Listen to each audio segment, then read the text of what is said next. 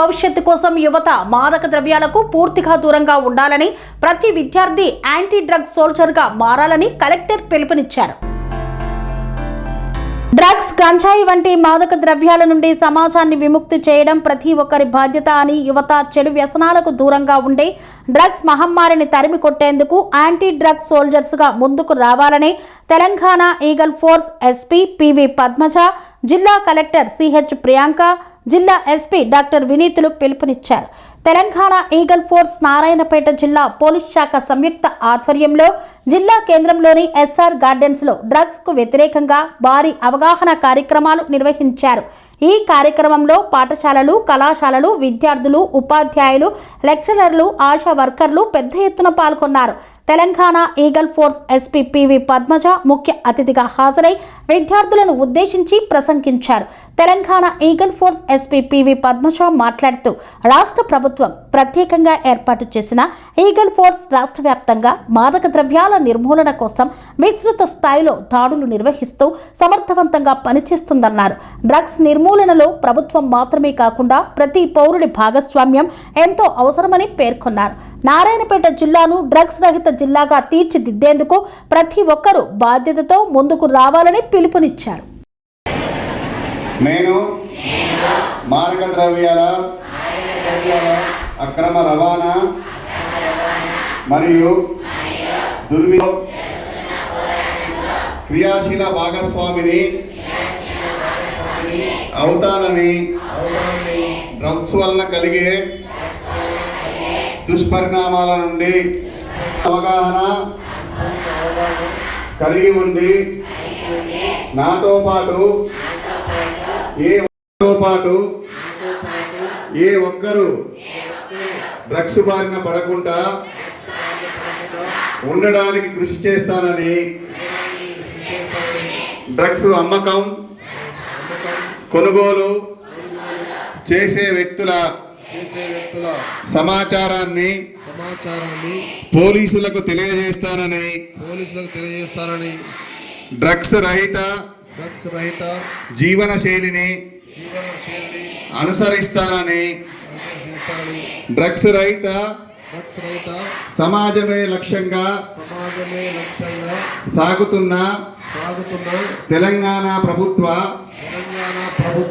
సంకల్పంలో భాగస్వామిని అవుతానని ప్రతిజ్ఞ చేయుచున్నాను. పిల్లలు ఎంతమంది ఉన్నారు? ఒక్కసారి చేతులు ఎత్తండి అమ్మా. Good good. టీచర్స్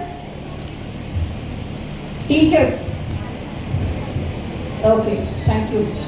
సో ఏమేమి ఆశా వర్కర్స్ ఓకే. సో వీళ్ళు కాకుండా ఇంకెవరున్నారు? ఒక్కసారి ఇప్పుడు చెప్పిన వాళ్ళు కాకుండా. Okay, thank you.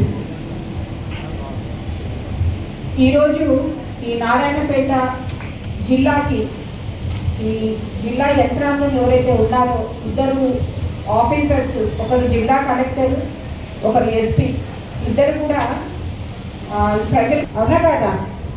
ఒక్కసారి క్లాప్ చేయండి.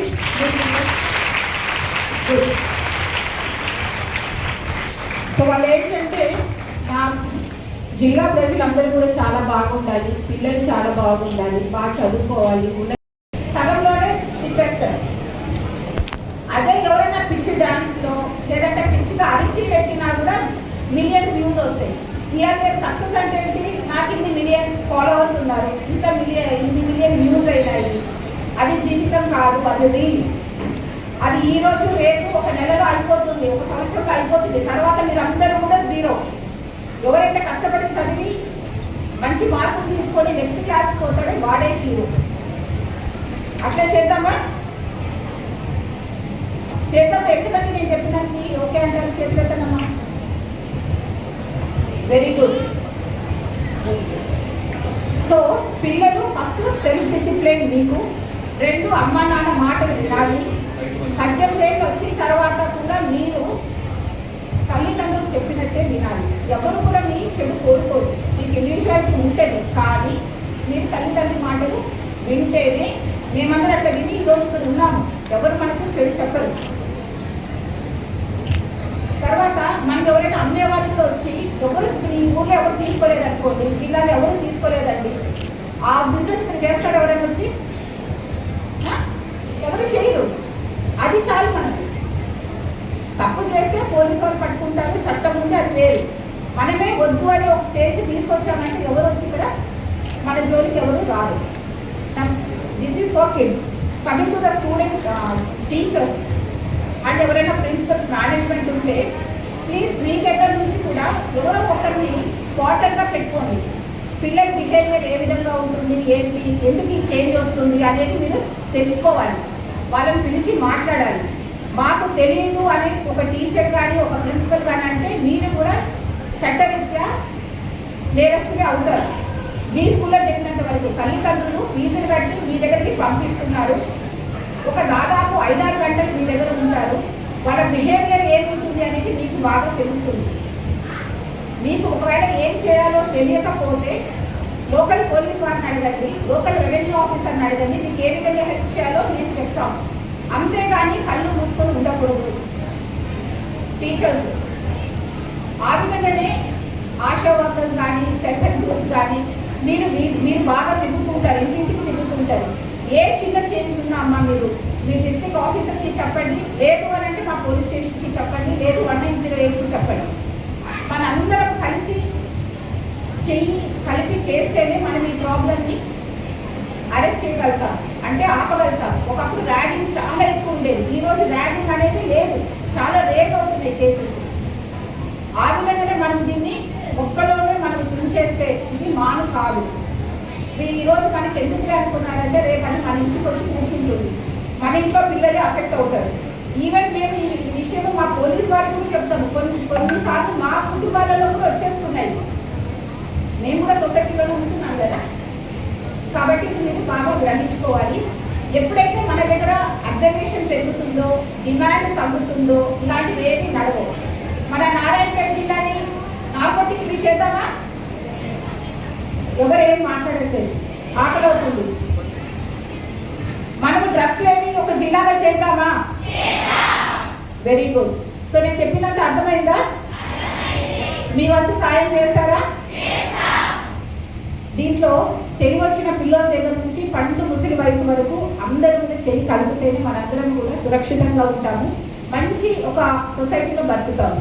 ఒకవేళ క్రైమ్ ఇట్లాంటివన్నీ కూడా ఉండి మనం ఎన్ని డబ్బులు సంపాదించుకున్నా, మనం ఎన్ని ప్రాపర్టీస్ పెట్టుకున్నా, మనం ఎన్ని సినిమాలు తీసినా, నువ్వు బయటికి వెళ్ళి ఒక సినిమా చూడలేవు, బయటికి వెళ్ళి ఒక గుడికి వెళ్ళలేవు, ఎవడైనా వచ్చి నీకు ఎప్పుడు వచ్చి పొడుస్తాడు. ఇలాంటి క్రైమ్ ఉన్నటువంటి సొసైటీలో ఉండాలన్నా, పీస్ఫుల్ సొసైటీలో ఉండాలన్నా?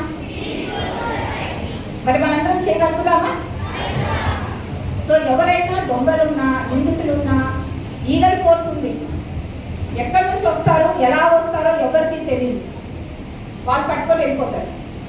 దాని గురించి గవర్నమెంట్ ఆఫ్ తెలంగాణ సీఎం గారి ఆధ్వర్యంలో 350 మంది నిరంతరం 2 కళ్ళు అన్నీ పనిచేస్తున్నాయి. మీ వాట్సాప్లు కానీ మీరు ఎవరితో మాట్లాడుతున్నారని కానీ ఏవి అన్నీ కూడా మాకు కొంచెం అనుమానం ఉన్నా మేము చేస్తాము. మేము మిమ్మల్ని ఎవరినైనా పట్టుకున్నాము అని అంటే ఎవిడెన్స్ ఉంటేనే పట్టుకుంటాము. కాబట్టి మీరు ఎవరైనా స్ట్రేంజర్స్ మీ ఫోన్ ఇవ్వండి, అట్లా ఏది ఉన్నా మీరు దయచేసి నమ్మకండి. మీకు తెలియకుండా ఇప్పుడు వాడికి తెలియదు, ఎవరు ఫోన్ లేని వాళ్ళు ఉంటారు కదా, మనం అడుగుతున్నాడు అన్నప్పుడే మనము అర్థం చేసుకోవాలి. సో మేమేం పబ్లిక్ చేయము, ఎందుకంటే పేరు తెలిసిపోతుంది కదా, రివార్డ్ చేయము. ఆ విధంగా చాలా చేస్తున్నాము. రెండోది, దీంట్లో 2 విషయాలు ఉంటాయి. ఒకటి, ఎవరైతే తప్పు చేస్తారో కంపల్సరీ శిక్ష ఉంటుంది. ఎవరైనా అమ్మేవాళ్ళు కానీ, ట్రాన్స్పోర్ట్ చేసేవాళ్ళు కానీ, లేదు మీకు ఎవరైనా పిల్లలకు ఒక 100 రూపాయలు ఇస్తా మీరు ఆ ఇంట్లో ఇచ్చేసిరండి అంటే అట్లా మీకు తెలుసో తెలియదో అది సంబంధం లేదు చట్టానికి. మీరు వెళ్ళి అప్పచెప్పారు అని అంటే మీరు కూడా నిందితులే. కాబట్టి పిల్లలు మీరు ఎప్పుడు జాగ్రత్తగా ఉండండి. ఎవరైనా మీకు తెలియని వాళ్ళు, తెలిసిన వాళ్ళు, మీకు తెలియదు ఏమైనా ఇస్తే మీరు ఇలాంటి కార్యక్రమాలు చేస్తారా? స్కూల్ నుంచి వెళ్ళిన తర్వాత ఎక్కడికి వెళ్ళాలి? ఇంటికి వెళ్ళాలి. స్కూల్లో జరిగిన విషయాలన్నీ కూడా తల్లిదండ్రులకి చెప్పాలి. కొత్త వారిని ఎవరిని నమ్మకూడదు. ఎందుకంటే తెలిసి తెలియదు ఇప్పుడు నేను పోయి ఇచ్చేసానంటే నేను చిన్నపిల్లలు నాకు తెలీదు అంటే చట్టాల దగ్గర అట్లాంటిది ఏం లేదు. ఇన్స్టెడ్ ఆఫ్ జైలు, చిన్నపిల్లలు జైలుకి వెళ్తారు అంతే. క్లియర్గా ఉందండి?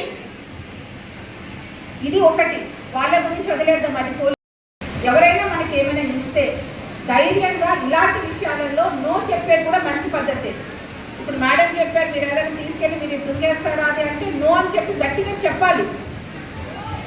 మీరు ఇప్పుడు చెప్పారు అల్లు అర్జున్ మీకు చాలా ఇష్టం అని. అల్లు అర్జున్ అయినా ప్రభాస? అల్లు అర్జున్ ఎంతమంది కొంచెం వచ్చండి. ప్రభాస్. మీ అందరికీ హీరో హీరోయిన్ ఎవరంటే మీ అమ్మ నాన్న. అర్థమైందా?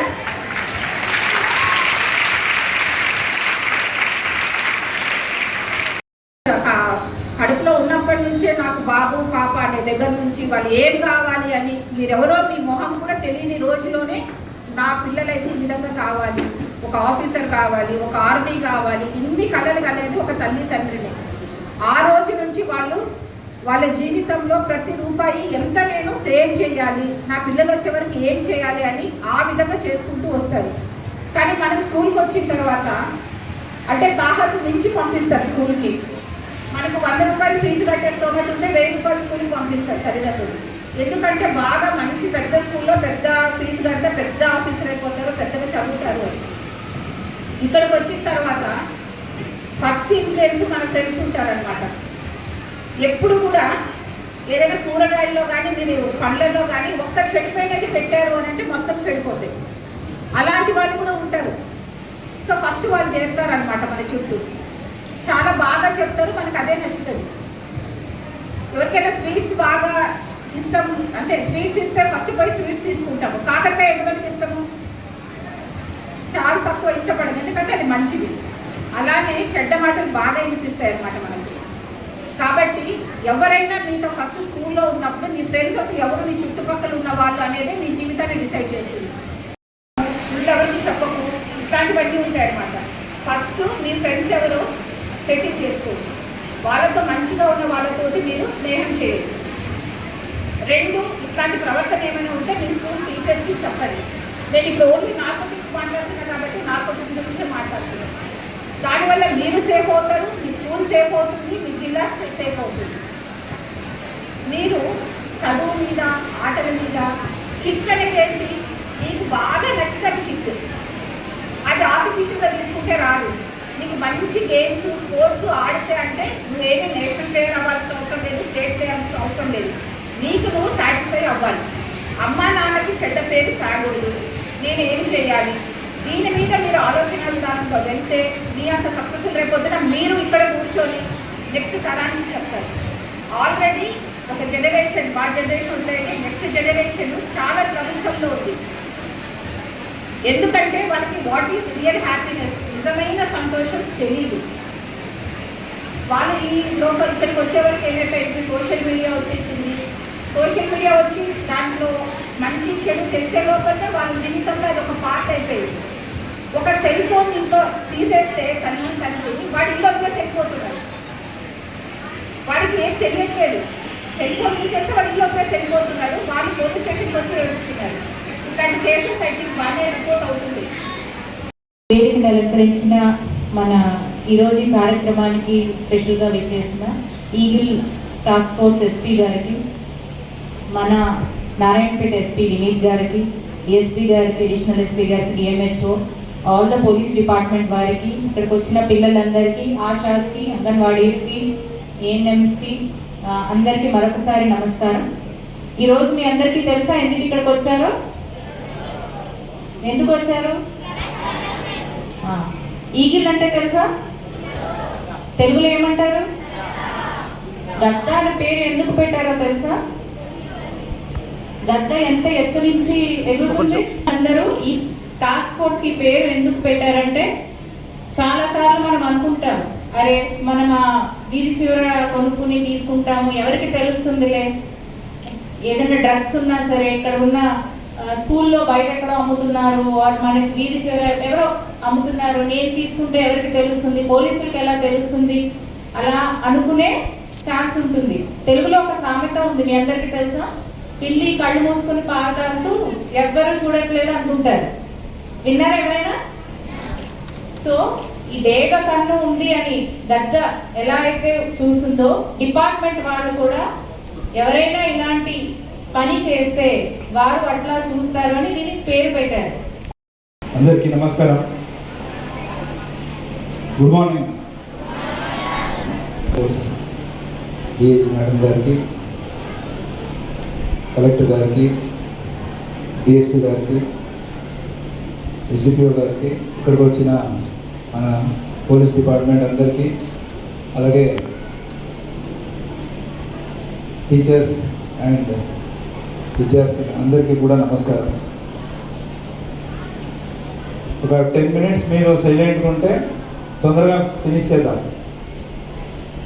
ఇప్పుడు స్కూల్ హాలిడే వచ్చి అందరికీ తెలుసు, ఇట్ ఈస్ రెండు డిస్ట్రాయ్ అవుతాయి.